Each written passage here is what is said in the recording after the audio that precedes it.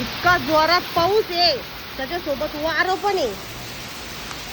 झाडं नुसते असे वाकडे तिकडे होऊ राहिले. आंब्यात झाड पाहिलं का, खरं कैऱ्या पडून गेल्यात.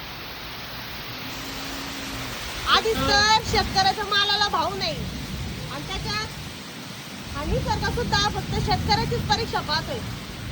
पण आता एक तर किती दिवसापासून आंबे पाडायला लागायची वाट पाहत होती आमची बाई.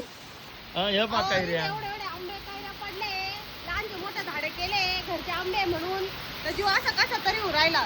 आणि त्या शेतकऱ्यांचे पिकं आता हातात तोंडापाशी आलेला घास, आता पावसाळ्यावर म्हणून अरे सगळे पडले, सगळे पडले.